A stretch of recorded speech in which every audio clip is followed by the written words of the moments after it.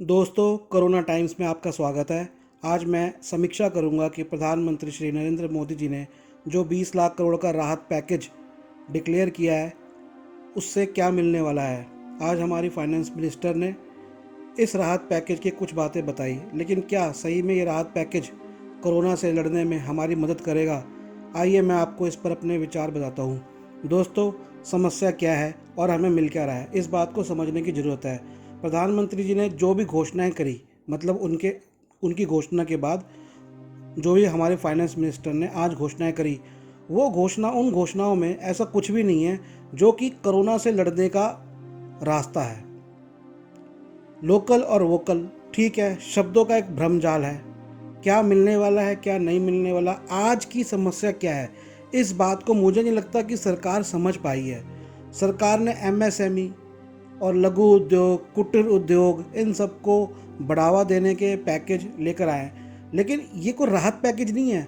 ये तो आपकी इकोनॉमिक पॉलिसी है, आपकी औद्योगिक पॉलिसी का हिस्सा है, जो रूटीन हिस्सा है। आज जो समस्या है आप उसको हल ही नहीं कर रहे। आज जो समस्या है, सबसे बड़ी समस्या आज है बेरोजगारी की। अब आप कहेंगे हमने उद्योगों के लिए पैसे देंगे तो बेरोजगारी खत्म होगी, पर उद्योगों में पैसा दोगे, उद्योग कब चलेंगे? उद्योगों के चलने के बाद क्या कोरोना चला जाएगा? अगर कोरोना स्थायी रह गया, कोरोना अगर लंबा चला, तो उद्योगों में आप पैसे देंगे? आपने प्रोडक्ट बना दिए, आपका प्रोडक्ट तो मार्केट में जाएगा, लोग खरीदने आएंगे, कोरोना फैलेगा, मार्केट फिर बंद हो जाएगी, तो आपके उद्योग सारे बंद हो गए। फिर वो जो पैसा व्यवसायी के पास गया हुआ है वो और ब्लॉक हो जाएगा। तो ये कोई आज की समस्या का हल इन्होंने नहीं निकाला। इन्होंने सिर्फ एक ऐसी नीति के ऊपर बात करी है जो नीति असल में हमें सोचनी चाहिए थी आज से 30 साल पहले, 40 साल पहले। या ये जो नीति है, ये नीति तो एक अलग चीज़ है, इससे आज की समस्या बिल्कुल भी हल नहीं हो रही है। मैं आपको उदाहरण के रूप से बताता हूँ। हमारे बहुत से श्रमिक, अब श्रमिक का मतलब ये नहीं कि लेबर, मजदूर, ये वो, श्रमिक कोई भी हो सकता है। फर्ज कर लीजिए, मान लीजिए एक चार्टर्ड अकाउंटेंट है, एक कंपनी सेक्रेटरी है, एक टीचर है, एक ट्यूटर है, बहुत से दुकानदार हैं, सब श्रमिक हैं, सब बेरोजगार है। जब तक कोरोना नहीं जाएगा, ठीक तरह से लोग आना जाना शुरू नहीं होंगे, तब तक ये चीज़ें काम नहीं करेंगी। जब तक काम नहीं करेंगी, तब तक जो 2 पैसा इंसान के पास है वो पैसा भी नहीं बचेगा। आज बहुत से लोग राशन की लाइन में लग रहे हैं, बहुत से लोग ऐसे हैं जिनके पास महीना 2 महीना खर्चा चलाने का पैसा है। हो सकता है बहुत से ऐसे भी हो जिनके पास साल 2 साल खींचने का पैसा हो। लेकिन ज़रूरत ये है कि ये कैसे पता लगेगा कि आज जिसको ज़रूरत है पैसा उसको जा रहा है। आप एमएसएमई को पैसा दे रहे हो, उद्योगपति को आप पैसा दे रहे हो, क्यों दे रहे हो? अमेरिका में जो राहत पैकेज आया पहला, डोनाल्ड ट्रंप लेकर आया उद्योगपतियों के लिए, उसमें यह था कि किराया देने के लिए फैक्ट्री का, दुकानों का, और वहाँ पे काम करने वाले लोगों की तनख्वाह देने के लिए वो राहत पैकेज था, कोई बढ़ाने के लिए नहीं था।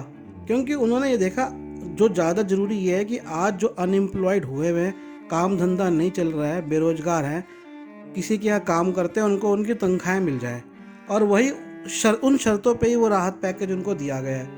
तो यहाँ पर तो फाइनेंस मिनिस्टर ने को बताया नहीं कि शर्तें क्या हैं। आप लोकल और वोकल, ये तो बीरबल की खिचड़ी पकाने वाली बात है, और इसके अंदर केवल इस समय इसकी ज़रूरत ही नहीं थी ये सब बातें करने की। ये तो स्थिति जब सामान्य होती फिर आप डिसाइड करते कि अब हमें क्या करना है। आप सोच रहे हो ऐसी स्थिति में जब लोग आपस में मिलने जुल नहीं सकते, आप भारत को चीन बनाने चले हो। यहाँ पर स्थिति आज ये है कि लोग जब आपस में मिल जाएंगे तो कोरोना भीषण रूप से फैलेगा। हमारे यहाँ पर जब लॉकडाउन लगा था 500 के आसपास मरीज थे, आज मरीज 75,000 के आसपास पहुँच गए। टोटल केसेस पॉजिटिव 75,000 हो गए हैं, 2,500 के आसपास मौतें हो चुकी हैं। जबकि हमारा लॉकडाउन चल रहा है लगभग 2 महीने से, 50 दिन से ज़्यादा हमारे लॉकडाउन हो गए। दिल्ली में 21 तारीख से लॉकडाउन शुरू हो गया, 22 तारीख से। 22 को पहले लॉकडाउन, 23 को दिल्ली सरकार ने लॉकडाउन किया, आज लगभग 50 दिन से ऊपर हो गए। तो इस लॉकडाउन की स्थिति में जो ज़रूरत की चीज़ है आप उसकी बात करें। प्रधानमंत्री जी ने कह दिया श्रमिक का पसीना, श्रमिक का पसीना। मैं एक बात पूछना चाहता हूँ, और बहुत से लोग जो कि पूंजीवादी व्यवस्था से जिनकी मानसिकता है और जो ये कह रहे हैं कि अगर हम लोगों को डायरेक्ट पैसा देंगे तो उनको हम पंगु बना देंगे, उनको हम कब तक देंगे। तो उनसे मैं ये पूछना चाहता हूँ, तो इतने सारे लोग जो अपना श्रम देके इन चंद पूंजीपतियों को अरबपति खरबपति बनाते हैं, तो हम तो इनको पंगु कर रहे हैं, फिर उनको भी तो क्यों पंगु करने दे रहे हो? क्यों कोई आईएएस अफसर बन रहा है, क्यों कोई नेता बन रहा है, क्यों कोई बड़ा व्यापारी बन रहा है? वो भी तो फिर आके श्रमिक बने ना। गड्ढा खोदो, गटर साफ करो, मेहनत के काम करो, फैक्ट्री में बैठो, मशीन चलाओ, ड्राइवरी करो, बिजली का काम करो, ये सब काम करो ना। तुम क्यों पंगु बन रहे हो?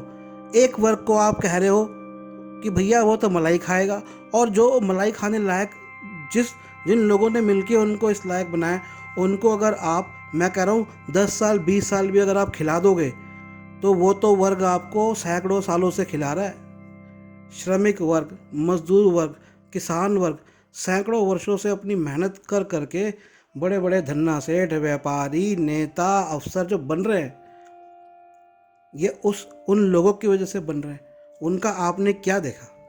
आज उनके पास पैसा नहीं है, आज वो अपने घर जाना चाहते हैं, घर नहीं जा सकते। क्या मिल रहा है उनको?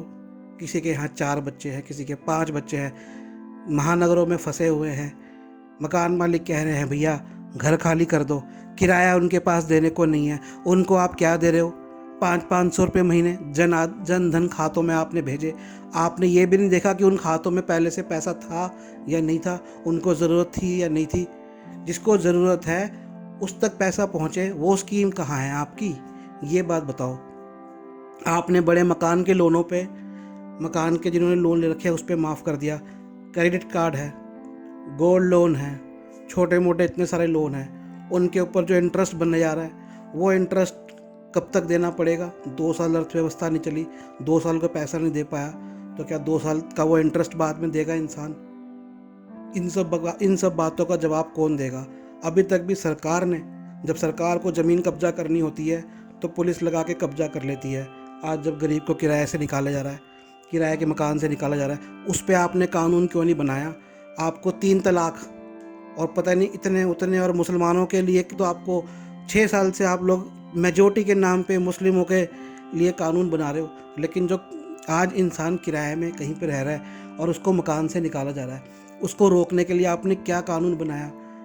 आपने रेलवे सेवा शुरू कर रहे हो आप, वो भी एसी की 3500 रुपये की टिकट वाली, और मजदूर की डिमांड थी कि श्रमिकों को पहुंचाया जाए।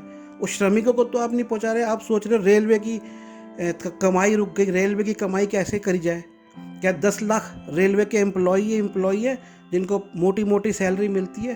15,000 का काम करने वाला वो मजदूर क्या देश का नागरिक नहीं है? इस बात का जवाब प्रधानमंत्री जी को, भारत की सरकार को देना है। प्रधानमंत्री जी 4 बार टीवी पर आ गए, मन की बात प्रचार। एक बार भी मैंने तो राष्ट्रपति जी का कोई भाषण नहीं देखा। हमारे राष्ट्रपति जी हैं, शायद देश में बहुत से लोग उनका नाम भी नहीं जानते होंगे। अभी तक राष्ट्रपति जी का क्यों नहीं आया? दलित राष्ट्रपति बोल के आपने एक मुखौटा बना के आपने उनको पेश किया। मोदी जी खुद मैं ओबीसी हूँ, मैं ओबीसी हूँ, मैं ओबीसी हूँ, मैं ओबीसी हूँ, मैं ओबीसी हूँ। प्रचार करो तो मैं ओबीसी हूँ, मैं ओबीसी हूँ। देश में ज़्यादातर काम करने वाले ओबीसी वर्ग के आते हैं, दलित वर्ग के आते हैं, जो आज फंसे हुए हैं। तो मोदी जी वो भी तो ओबीसी हैं, ओबीसी हैं, ओबीसी है, ओबीसी है, ओबीसी है। खाली वोट के टाइम पे आपको ये आता है ओबीसी, ओबीसी, ओबीसी, ओबीसी। आज वो फंसे हुए आपको ओबीसी याद नहीं आ रहे। आज वो सड़कों पे जाते हुए ओबीसी आपको याद नहीं आ रहे। आज वो रेल की लाइनों में जाने डंडे खाते हुए आपको नज़र नहीं आ रहे। आज वो साइकिल पे जाते हुए, पैदल जाते हुए वो ओबीसी वर्ग, वो कुम्हार, वो जुलाहा, वो बढ़ई, वो नाई, ये सारे ओबीसी जातियाँ वो आपको नज़र नहीं आ रही। आप कौन सा राहत पैकेज ला रहे हो? किसके लिए ला रहे हो? सरकार ये जुमलाबाजी क्यों कर रही है, समझ नहीं आ रहा। इस समय ज़रूरत है, अनएम्प्लॉयड लोग बैठे हैं, पैसा नहीं है भाई, पैसा भी पैसा दो, फैटर्निटी को पैसा दो। जो मोटे मोटे व्यापारी हैं, मैं कह रहा हूँ आप 1 करोड़ से ऊपर की सारी मनी जब्त करो। आपने गवर्नमेंट एम्प्लॉय को कह दिया आपका 2% कम देना है। अरे गवर्नमेंट एम्प्लॉय की तो पहले से मोटी मोटी सैलरी है, आप उनकी सैलरी कम करते, उल्टा उनको आप और बेनिफिट दे रहे हो। आप उनकी सैलरी कम करते कि देश को ज़रूरत है और उसको गरीबों में देते पैसा, उससे गरीबों की रेल का अगर आपको लग रहा है कि खर्चा है, वो रेल का खर्चा आप उठाते।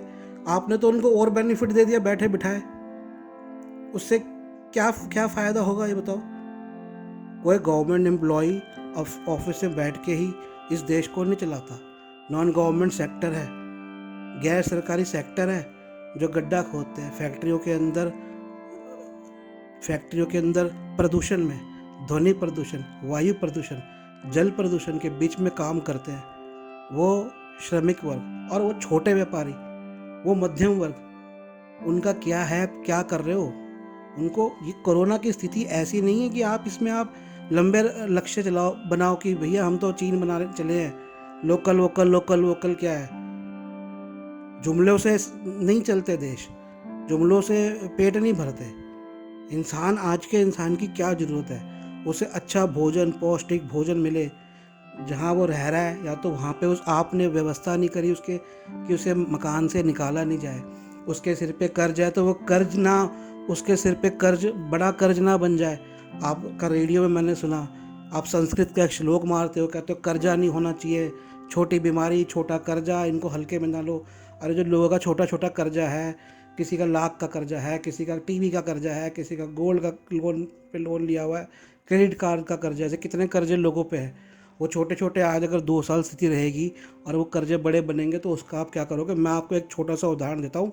बजाज फाइनेंस कंपनी, मेरे एक मित्र ने लैपटॉप लिया, 2100 रुपये की किस्त थी, मात्र 2100 रुपये की किस्त पे, और उसने लगभग 3 किस्तें दी थी। एक किस्त नहीं देने पे अभी लॉकडाउन के समय 450 रुपये से ऊपर उस पर इंटरेस्ट लगा दिया उन्होंने, फ़ाइन लगा दिया। अब सोचो ऐसे कितने मोटे मोटे फ़ाइन, 20% से ज़्यादा उस पर फ़ाइन लगा दिया। तो ऐसे जितने लोगों के जो लोन के पैसे हैं, ये जो खुले हुए हैं, ये फाइनेंस, वो फाइनेंस, गोल्ड लोन, ये लोन, मुथूट फाइनेंस, ये वो, ये लोग क्या लेते रहेंगे। लोग कमाएंगे नहीं तो क्या इनके पैसे चढ़ते रहेंगे सिर पे, क्रेडिट कार्ड वालों के पैसे चढ़ते रहेंगे क्या। ये बताइए, क्या खाली गरीब को खाली राशन, दाल, आटा देने से या थोड़ा सा आधा लीटर तेल पकड़ाने से क्या उसके खर्चे चल जाएंगे, उसका पौष्टिक भोजन मिल जाएगी। अंडे है, मांस है खाने वाले, वो दो आप उनको। श्रमिक भी तो अरबपति खरबपति बनाया ना, इतने साल काम करके सब काम कर रहे हैं, इतने इतने, और प्रोफेशनल्स खाली बैठे हुए हैं। प्रोफेशनल्स को कम से कम एक भत्ता दो। मेरे को पता लगा था कि बार एसोसिएशन जो दिल्ली की थी, उसने लॉकडाउन शुरू होने पर 5000 रुपये प्रति एडवोकेट को भत्ता दिया। तो आप भी कम से कम एक सीमा तय कर लो, भैया हम ग्रेजुएट को इतना भत्ता दे रहे हैं, नॉन ग्रेजुएट को इतना दे रहे हैं, भत्ता दे रहे हैं, हर महीने भत्ता दो, ख़त्म करो बात। जब कोरोना जाएगा वो तो फिर बाद में बात कर रहे हैं ना कि हम इस इंडस्ट्री को ऐसे उठाएंगे, उस इंडस्ट्री को ऐसे उठाएंगे। अभी कौन सी इंडस्ट्री उड़ जाएगी आपकी। तो इस तरह से सरकार की जो नीतियां हैं वो बिल्कुल भी लोगों के पक्ष में नहीं है। रातों रात नोटबंदी कर दी, जीएसटी लेकर आए, शुरुआत में आया, बाद में कोई उसका फ़र्क नहीं पड़ा। आज आप बता दो, आप व्यापारी को आपने पैसा दे दिया, ये क्या आपके पास गारंटी है कि उसका व्यापार चल रहा है और वो पैसा श्रमिकों के पास जा रहा है। आज आपका राणा कपूर, यस बैंक वाला, पता लगा उसके इतनी 100 से ज़्यादा उसने कंपनियां बना रखी थी। तो कंपनियां कौन सी उसकी कंपनियां चल रही थी, ऐसे व्यापारी है जो नकली कंपनियां बना के जीएसटी बचा रहे हैं और अपने खर्चों में दिखा के 2 नंबरी पैसा बना रहे हैं।